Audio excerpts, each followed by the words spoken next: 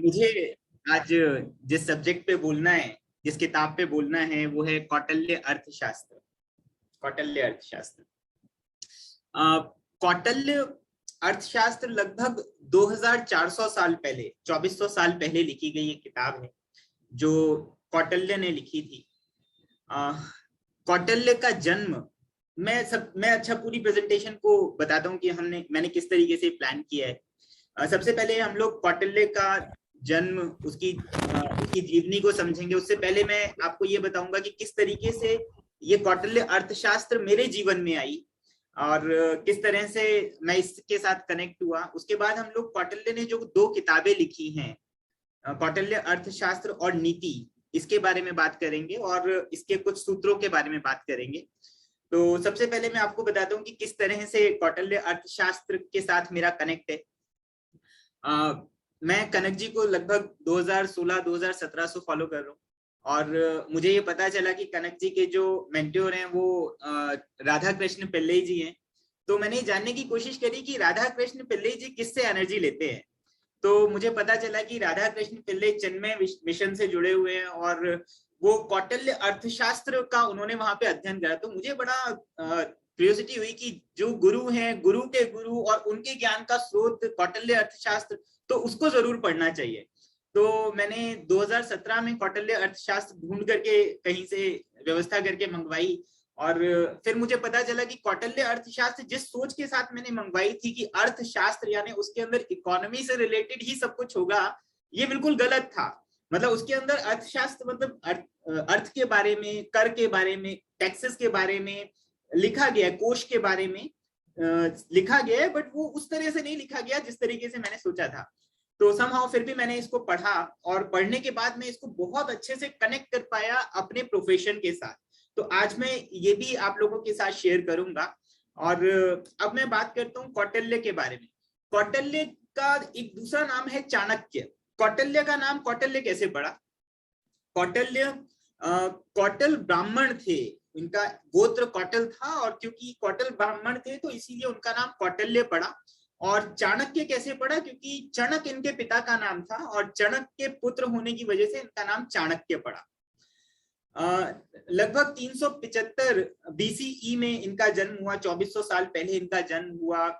गांधार जो अफगानिस्तान में है, वहां पर इनका जन्म हुआ। जन्म से ये बड़े मेधावी रहे, मतलब बचपन से ही इनके अंदर बहुमुखी प्रतिभा थी और उनके पिता ने ये भापा और उन्होंने इनको पढ़ने के लिए तक्षशिला भेजा। तक्षशिला कौन सी जगह मैं आपको बताता हूँ। तक्षशिला बिहार के पास एक जगह है और ये तक्षशिला यूनिवर्सिटी ये उस समय की यूनिवर्सिटी है जब राजा भरत, जो भगवान श्री राम के भाई थे, उन्होंने इस जगह की स्थापना करी थी। इस जगह पर इस विद्यालय का शिलान्यास किया था।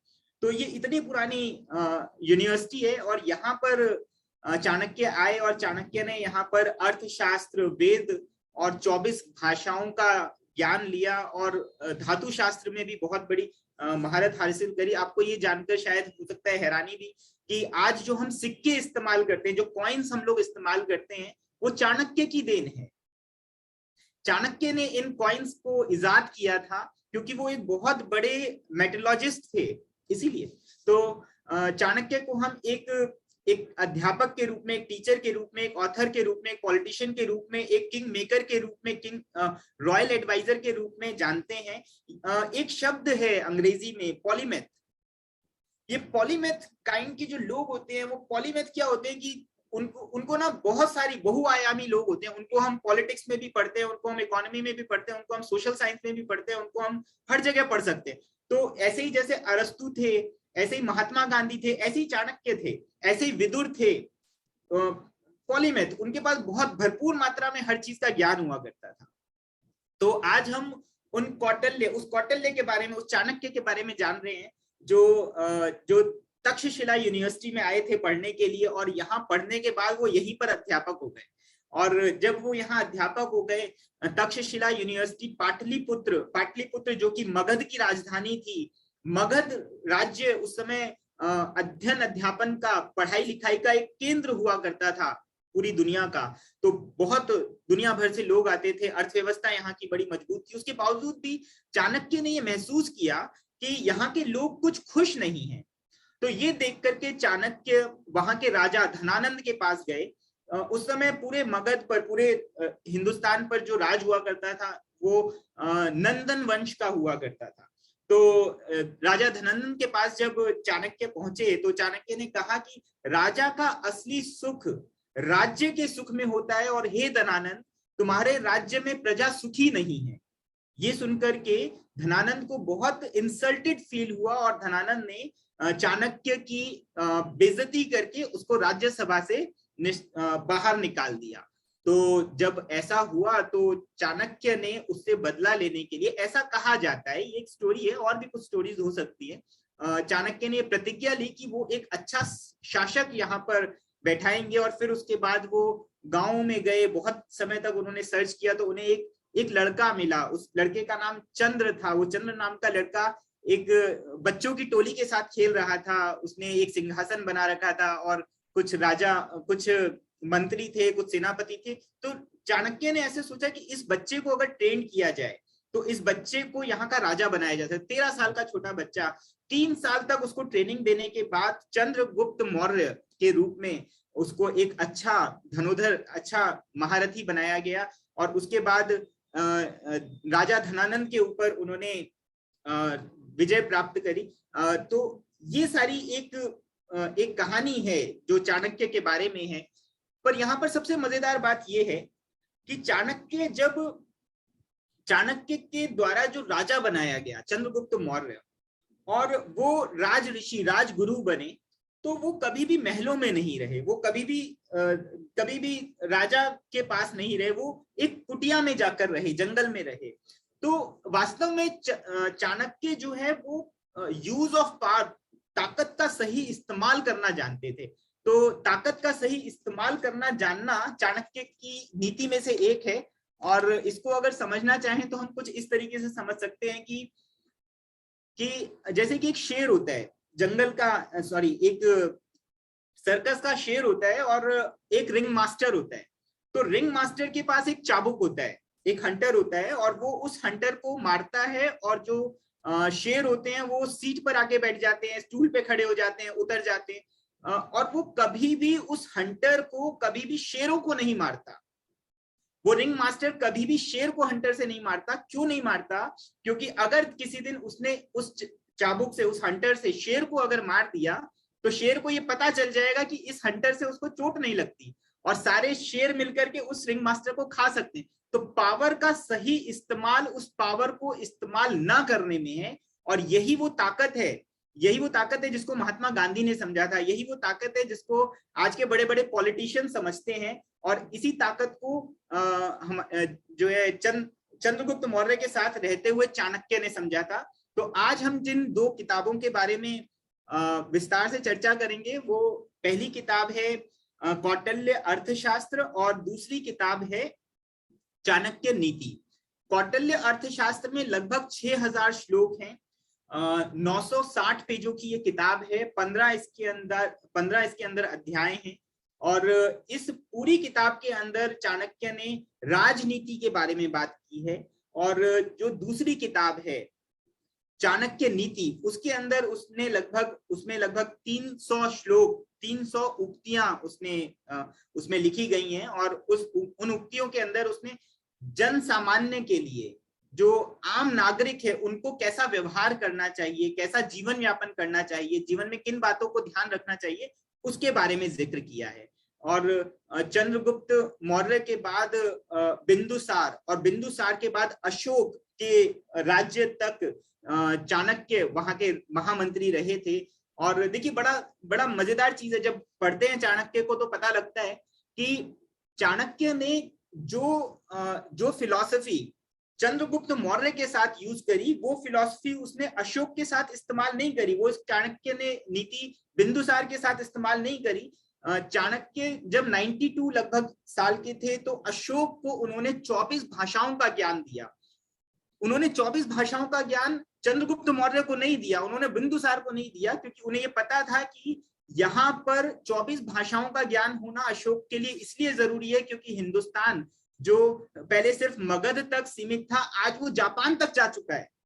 तो अशोक जो चक्रवर्ती सम्राट थे, वो उनका जो वर्चस्व था वो जापान तक था। तो ऐसे अशोक को लोकल लैंग्वेजेस, जो भाषाएं होती हैं, उसका ज्ञान होना बहुत जरूरी था, जिससे कि वो पूरे राज्य को कलेक्ट कर सके, इकट्ठा कर सके।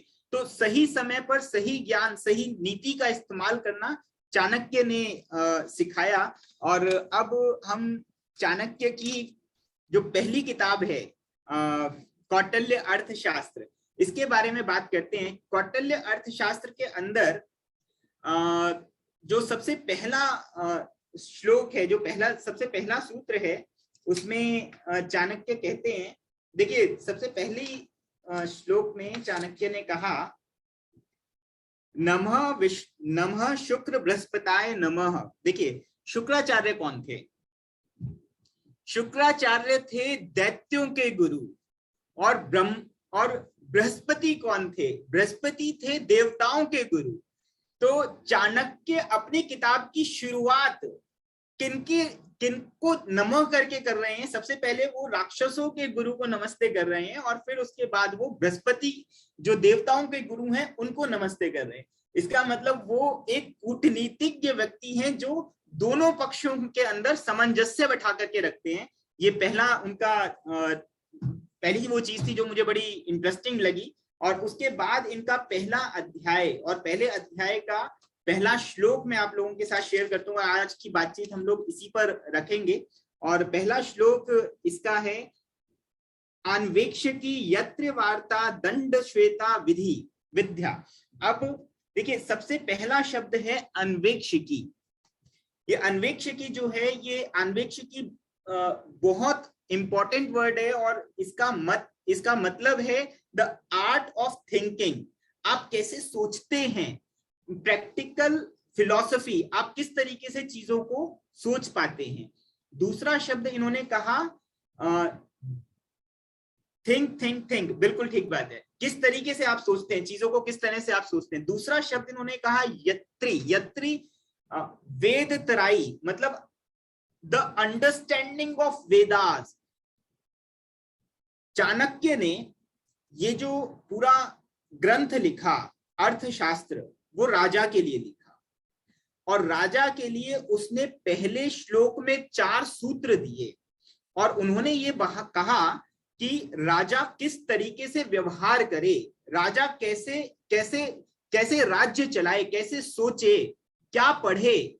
तो उसमें सबसे पहले राजा को उन्होंने सीख दी अन्वेक्षकी, यानी वो कैसे सीखे, कैसे सोचे। तो इसके बारे में हम लोग विस्तार से बात करेंगे, पर इससे पहले हम लोग दूसरे, तीसरे और चौथे बिंदु के बारे में, जिसमें उन्होंने कहा यत्री वार्ता और दंड नीति, इसके बारे में 2 शब्द बोलता हूं।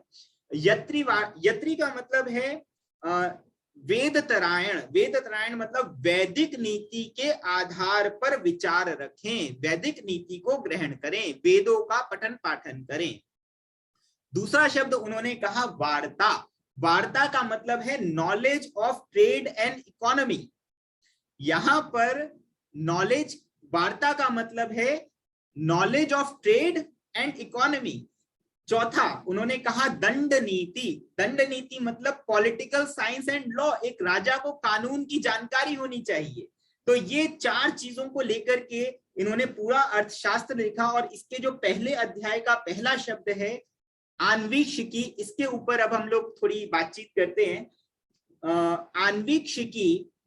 आन्वीक्षिकी 3 चीजों से मिलकर के बनी है, और इन तीनों चीजों का मैं थोड़ा सा डिटेल में डिस्कशन करूंगा। और मुझे उम्मीद है कि आज अगर पूरे सेशन में हम लोग सिर्फ आन्वीक्षिकी को अच्छे से मैं आप लोगों तक पहुंचा पाऊं, तो ये मुझे लगता है कि मेरे लिए एक सक्सेस रहेगी। आन्वीक्षिकी के अंदर 3 पहलू होते हैं। मतलब आप सोचिए कि सोचने की क्या कला होती है। चाणक्य सोचने की कला के बारे में बता रहे हैं। अब सोचने की कला क्या होती है समझिए। सबसे पहले सोचने के लिए आपको चाहिए होता है, अन्वेक्षकी के लिए सही दिशा में सोचने के लिए आपको चाहिए होता है संख्या। दूसरी चीज आपको चाहिए होती है योग, और तीसरी चीज चाहिए होती है लोकायत। अब ये तीन चीजों के बारे में हम लोग बातचीत करें। सबसे पहली चीज है संख्या। संख्या क्या होता है? Root cause analysis. जब भी आप विचार करें, जब भी आप चिंतन करें, चिंता ना करें, चिंतन करें, तो रूट कॉज एनालिसिस करें। रूट कॉज एनालिसिस करें। इसके बारे में एक उदाहरण मैं आपको देता हूं। चाणक्य वो व्यक्ति था, जब चंद्रगुप्त मौर्य राजा बने तो उन्होंने सबसे पहले इस दुनिया में एक कंसेप्ट लेकर के आए, जनगणना।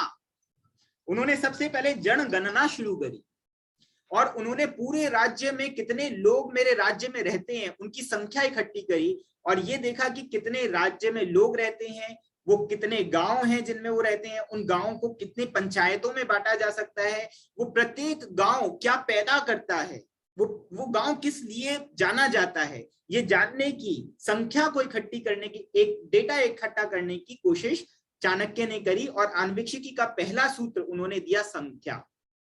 दूसरा सूत्र उन्होंने दिया योग। योग क्या करता है? योग आपका इनर रिफ्लेक्शन है। योग का अगर शाब्दिक अर्थ हम समझें तो हमें पता चलता है योग का मतलब है जोड़ना। पर आज के युग में अगर आप बहुत ध्यान से देखें तो हम बहुत सारी चीजों के साथ अनावश्यक तरीके से योग जुड़े हुए हैं। जब हम अनावश्यक तरीके से बहुत सारी चीजों से जुड़े होते हैं तो योग पहले क्या करता है? योग पहले करता है डिटैच। सबसे पहले योग आपको डिटैचमेंट सिखाता है कि अनावश्यक चीजों से अपने आप को डिटैच करिए। तो योग क्या कर रहे हैं कि आपको डिटैच करें। उदाहरण के लिए मान लीजिए ये एक बड़ा शरारती तत्व हमारे पास है जिसको मोबाइल कहते हैं। ये मोबाइल जो है, इससे डिटैचमेंट, आप यकीन जानिए कि मोबाइल से डिटैच होना 15 मिनट 20 मिनट एक बहुत बड़ा अभ्यास है आपके लिए। तो अगर हम योग करना चाहते हैं तो सबसे पहले हमें वियोग करना पड़ेगा उन चीजों के लिए जिन चीजों से हम लोग अननेसेसरी अटैच्ड हैं।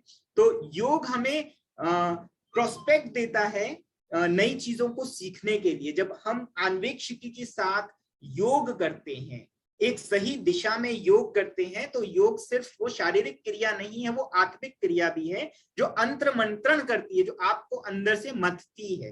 तो योग करें। राजा के लिए उन्होंने कहा योग करें। तीसरी और सबसे इंपॉर्टेंट चीज उन्होंने कहा लोकायत। अब लोकायत क्या है? प्रत्यक्ष प्रमाण। आपके पास संख्या है, आपके पास योग है, अब आपको लोकायत करना है। Believe on data. डेटा पे बिलीव करें। कैसे करें? और पास्ट का रेफरेंस लेकर काम करें। अब मैं माफी चाहता हूं पर मैं यहाँ एक उदाहरण अपना दे रहा हूं कि जिस समय 2017 में ये किताब मेरे जीवन में आई, उस समय मैं आरबीसीसी सर्टिफिकेशन का कोर्स कर रहा था और मैंने उस समय पर market cap to GDP, PE, PB नया नया सीखा था। पढ़ा था पहले भी, बट ये नया नया सीखा था।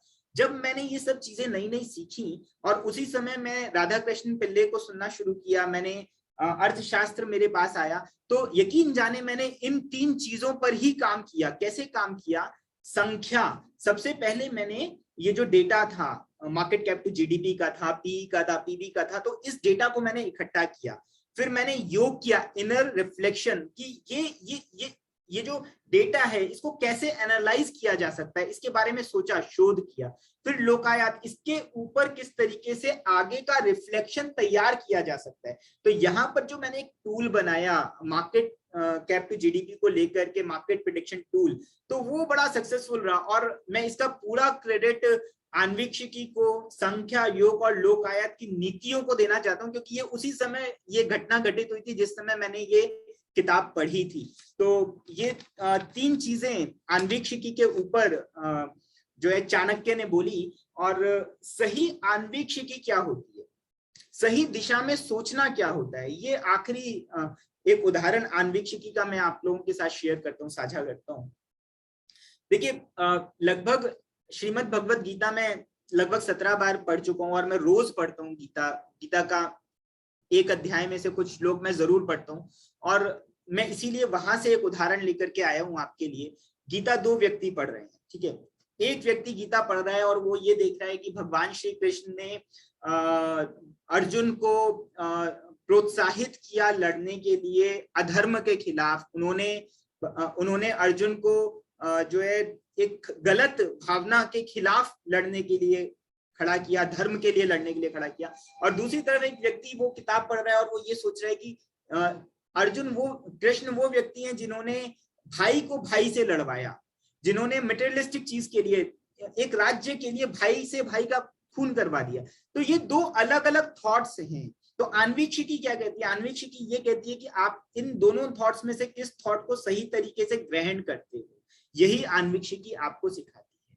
चलिए, ये हम लोग आन्वीक्षिकी के बारे में हम लोगों ने बातचीत करी। अब हम बहुत सारी बातें हैं चाणक्य के इस किताब के बारे में, पर अब हम दूसरी किताब जो चाणक्य नीति है, जो बेसिकली कौटिल्य अर्थशास्त्र का ही एक हिस्सा है, उसके ऊपर दो बात करेंगे। एक बहुत इंपॉर्टेंट बात है पेरेंटिंग को लेकर के, लालन पालन, बच्चों का पालन कैसे हो, और इसके ऊपर एक बहुत अच्छा सेशन कनक जी ने भी करवाया था एक स्कूल के प्रोफेसर से, तो मुझे वो भी याद है। और पेरेंटिंग एक बहुत स्पेशल, बहुत एक खास चीज है, इसके ऊपर मैं बोलना चाहूंगा चाणक्य क्या कहते हैं इसके बारे में। ऑल्दो एक रिसर्चर हुए, उन रिसर्चर ने पेरेंटिंग के बारे में 6 गोल्डन रूल्स, प्रिंसिपल्स लिखे, और तब उनकी शादी नहीं हुई थी। तो जब उन्होंने 6 गोल्डन प्रिंसिपल्स लिखे, फिर उसके बाद उनकी शादी हुई, और शादी के बाद उनके 6 बच्चे हुए। और जब 6 बच्चे हुए तो उन्होंने एक और गोल्डन रूल जोड़ा कि now I am having before marriage I have 6 principle and no kid, now I am having 6 kids और नो प्रिंसिपल। क्योंकि हर बच्चा अपने आप में अलग है, हर पेरेंटिंग अपने आप में अलग होगी, इसलिए तो इसके ऊपर कोई एक सूत्र काम नहीं करेगा। पर क्योंकि चाणक्य एक बहुत अच्छे फिलोसोफर थे और उन्होंने जो बात बोली वो आज अगर मैं आपके सामने बोलता हूं तो आपको आज वो उतनी ही सारगर्भित, उतनी ही इंपॉर्टेंस रखती हुई दिखाई देगी। देखिए चाणक्य इस पे क्या कहते हैं। चाणक्य कहते हैं कि जन्म के 5 साल तक बच्चे का लालन पालन प्रेम और प्यार से करो, उसे लाड़ दुलाड़ सब कुछ दो, बहुत प्रेम दो। अब मान लो आप 50,000 रुपए का मोबाइल खरीद के लाते हो और वो बच्चा 5 साल का, 4 साल का, 3 साल का उस मोबाइल को तोड़ देता है, उसको डांटने की कोई जरूरत नहीं है, क्योंकि उसे नहीं पता कि उसने क्या किया है। तो वो सिर्फ प्यार और सिर्फ प्यार का अधिकारी है। 5 साल के बाद के 10 साल, 5 साल के बाद के 10 साल उसको ताड़ो। अब ताड़ने के यहाँ पे बड़े सारे अर्थ होते हैं। ताड़ने का एक अर्थ होता है परखना, और ताड़ने का एक अर्थ होता है लताड़ना, डांटना, ना करना। तो अगले 10 साल यानी 15 साल की उम्र तक बच्चे को ना सुनने की आदत डालें, ऐसा चाणक्य कहते हैं। और जब बच्चा 15 साल का हो जाए उसके बाद उस बच्चे को दोस्त बना लें, फिर उसके साथ फ्रेंडशिप कर लें, दोस्ती कर लें। तो ये चाणक्य नीति का सूत्र है पेरेंटिंग के बारे में। और अब आखिरी एक बात हम लोग करेंगे राजा, अग्नि और सांप के बारे में, जो चाणक्य ने बहुत अच्छे से कही है। और इस बात को करके हम लोग इस पूरे सेशन को, जो मेरा सेशन है, उसको समाप्त करेंगे। राजा के बारे में ये 3 चीजें, राजा, अग्नि और सांप, इन तीनों का विशेष ध्यान रखने के लिए चाणक्य कहते हैं। और इनके साथ जब भी आपका कनेक्ट बने, जब भी आप इनके साथ रूबरू हो, तो कुछ चीजों का विशेष ध्यान रखना होता है। अब आप देखिए, जब हम राजा बोलते हैं तो शायद राजा जब बोलते हैं तो आपका ध्यान एकदम से जाता होगा राष्ट्रपति या प्रधानमंत्री की तरफ। और वास्तव में यहाँ पर चाणक्य राजा किसे कह रहे हैं ये मैं आपको बाद में बताऊंगा, अग्नि किसे कह रहे हैं ये मैं आपको बाद में बताऊंगा, और सांप किसे कह रहे हैं ये भी मैं आपको बाद में बताऊंगा। पर सबसे पहले सुनिए राजा के साथ जब भी संपर्क हो तो आप सावधानी बरतें। मतलब एक राजा आपको राजा बना सकता है और एक राजा आपको खत्म करवा सकता है, तो बहुत सावधानी की जरूरत है। अग्नि जो आग है वो आपका खाना पकाने का काम करती है और आपका खाना जलाने का काम भी कर सकती है। एक आग आपके घर को वार्म भी रख सकती है और वही आग आपके घर को जला भी सकती है, तो आग का विशेष ध्यान रखें। तीसरा सांप एक जहरीला प्राणी है, तो इसीलिए चाणक्य कह रहे हैं कि सांप का विशेष ध्यान रखें। ये एक सामान्य विचार हुआ। अब देखिए इसके साथ में आन्वीक्षिकी को जोड़ता हूं, और आन्वीक्षिकी को जोड़ने के बाद राजा, अग्नि और सांप का किस तरीके से विश्लेषण चाणक्य करते हैं, अब मैं आपको वो बताता हूं। ये पूरा जो शरीर है, ये जो पूरा शरीर है वो ब्राह्मण, क्षत्रिय और वैश्य में बटा हुआ है। ब्राह्मण है ये हिस्सा, दिमाग, ठीक है। अब आप राजा समझिए, आपने देखा होगा अकबर बीरबल, आपने देखा होगा चंद्रगुप्त मौर्य और चाणक्य, आपने देखा होगा